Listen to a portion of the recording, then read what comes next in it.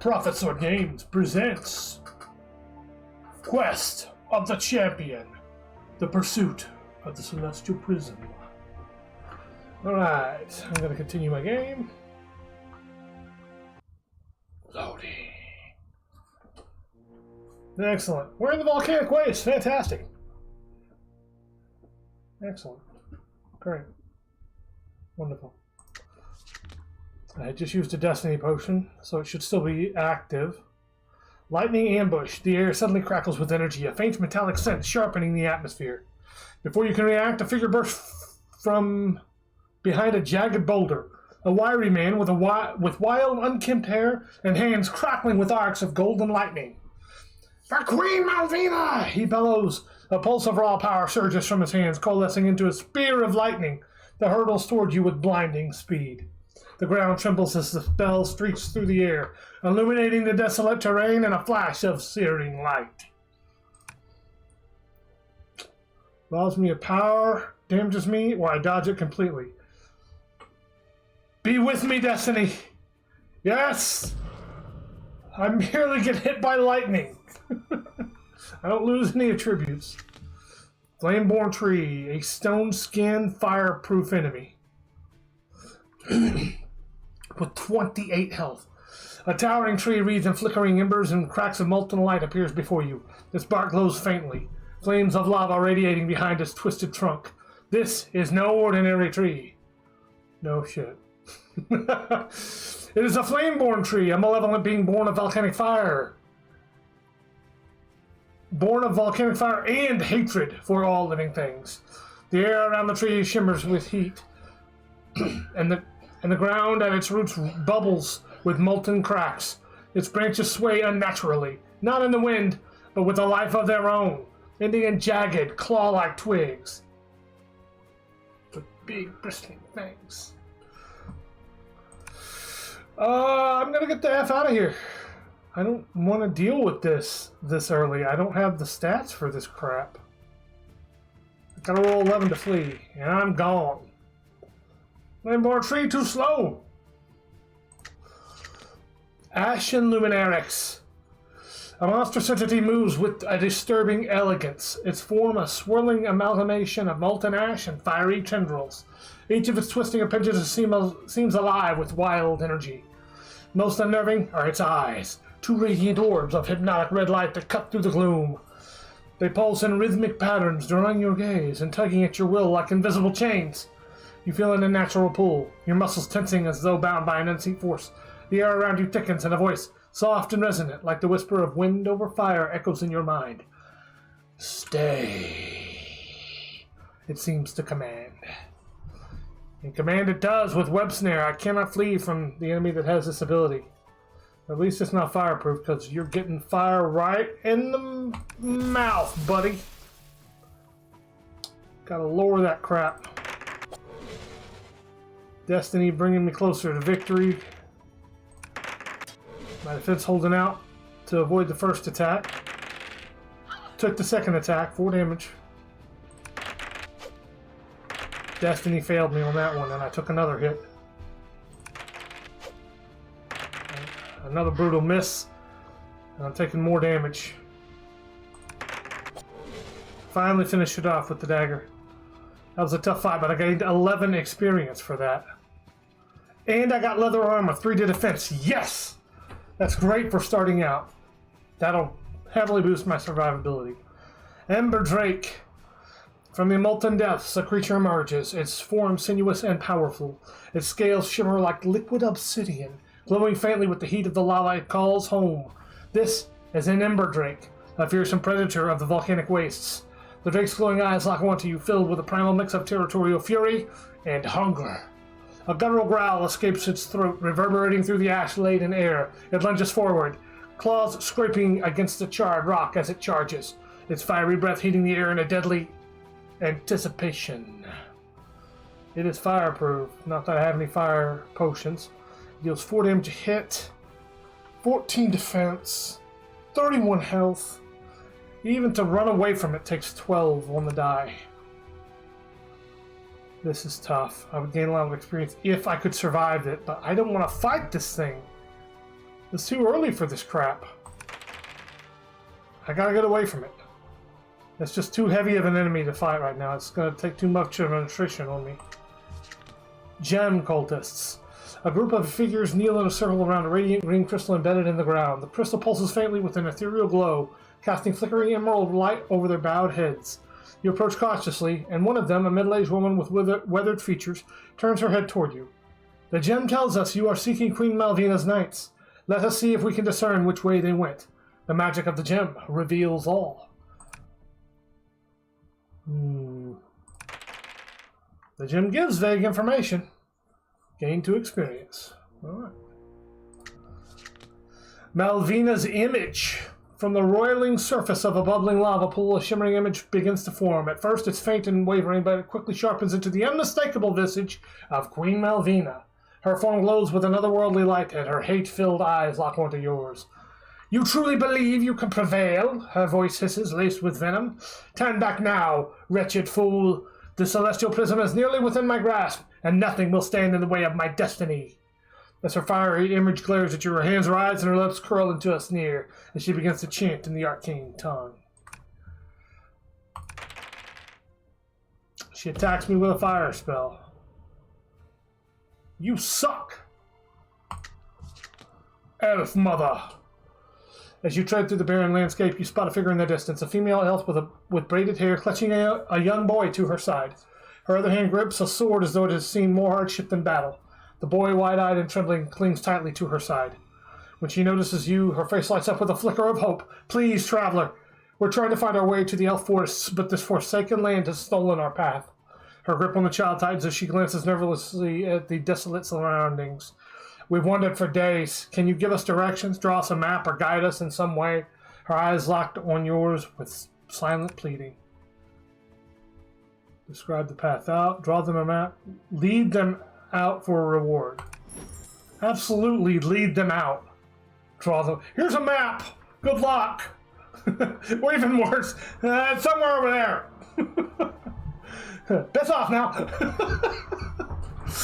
Who would do that? That's horrible. Lava Forge Ghoul. Oh man. Hurts me when I hit it and takes no fire potion damage. A low guttural hiss echoes through the air. From a smoldering fissure ahead, a grotesque figure lumbers into view.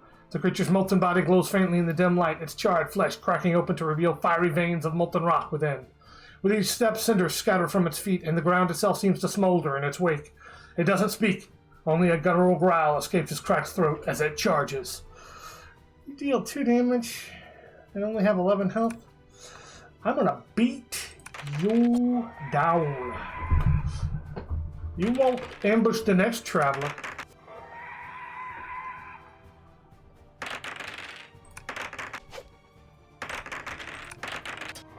In fact, you won't even touch me. Back to the lava forge with you. I already have that armor.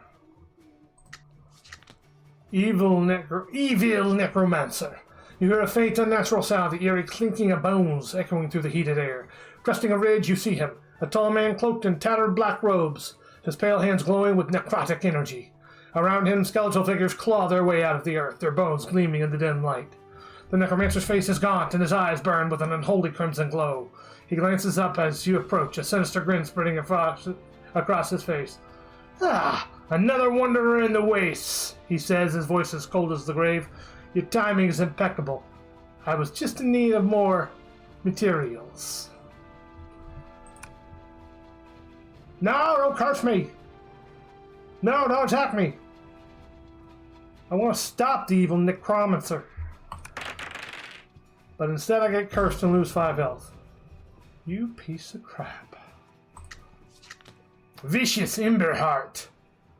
This one hurts me if I hit it, and it's got 33 health, so I'm not going to fight it if I can help it. Emerging from the haze of ash and heat, a tearing creature steps into view. Its glowing yellow eyes pierce the gloom like twin embers, and its massive, jagged antlers seem to hum faintly with an unnatural energy.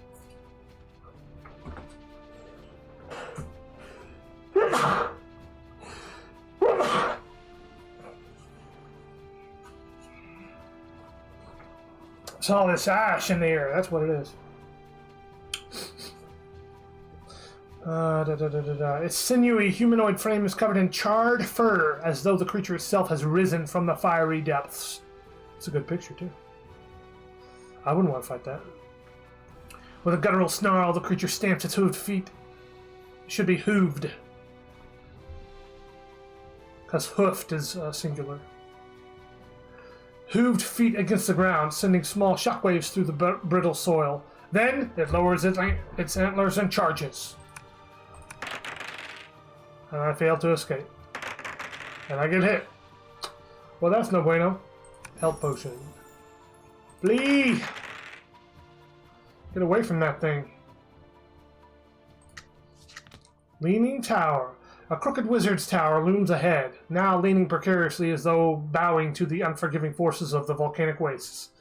Jagged cracks snake up its stone walls, and plumes of ash swirl in the wind around it. Behind the tower, the ground is split open, revealing a deep fissure filled with bubbling lava. Despite its perilous state, the tower interior is lit by magical torches. Inside could lie forgotten knowledge, ancient relics, or arcane treasures left behind by the tower's previous owner. But the cracks spreading across the stone and the faint groan of shifting earth beneath your feet remind you of the danger. The tower starts to collapse. You find a bag of gold or magic item. Bag of gold! And then I get the F out of there. Malvina's student. Out of the shimmering heat, a woman in flowing red robes strides confidently toward you. Her dark hair cascades over her shoulders, framing a youthful face with sharp, determined eyes. She stops a few paces away, her gaze sizing you up. Queen Malvina was right to fear you. I can see it in your stance. You're no ordinary foe. I am Serena, Malvina's most trusted student, she declares, her tone brimming with pride. She has entrusted me with this task, and I intend to prove my worth. She's magic resistant, has 38 health, with a 15 defense. Even to flee her is going to be difficult. 5 damage per hit. I could get a lot of XP from this. It would actually level me up if I beat her, but I got to do 5 damage a hit. It's going to take 8 hits. 8 hits without dying. That's 16 health. She hits me for 5 when she hits me. Her attack is +5, but her defense is pretty high. I better try and run.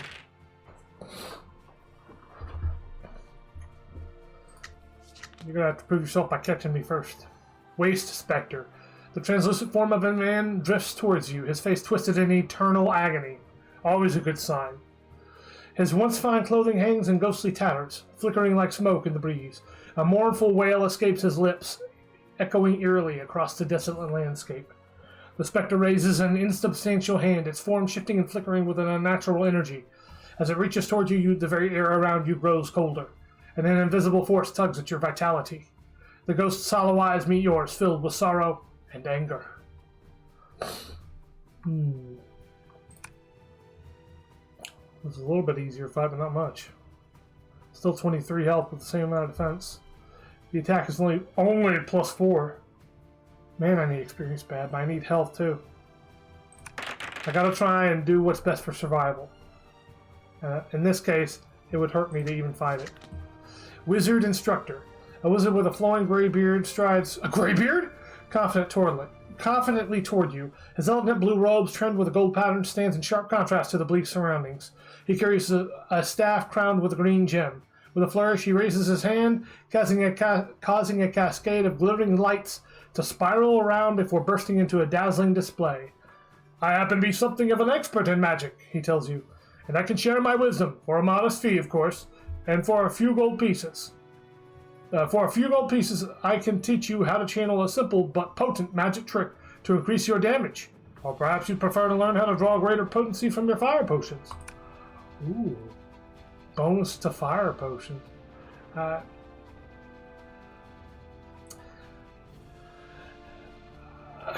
Is there any way we could get rid of the whole loot system and just have gold so that we can spend it when we come across something? I guess not. Whatever. Nah, man, I'm poor. The wizard's like, away with you, peasant. I shall teach you not a damn thing. A single lush tree rises defiantly from the cracked and ashen ground, its verdant canopy shimmering faintly with an otherworldly glow. The fruit hanging from its branches is like nothing you've ever seen. It's a banana orange berry. Cranberries and everything. Why don't you back off, Cranberry Man? The air around the tree feels different, warmer but soothing, and carries a faint, sweet aroma that tempts you closer. You can't help but wonder if this strange fruit holds magic properties. Could it heal your wounds? Man, I hope so. It makes you feel better. Heal 4. Good tree. Ash tornado. That is horrifying. The winds howl as they surge to life, carrying with them a stinging barrage of ash and grit. Ahead, a menacing funnel cloud spirals upward from the scorched earth, its swirling mass darkening the already bleak horizon. Your eyes dart frantically across the barren landscape, seeking anything that might serve as shelter.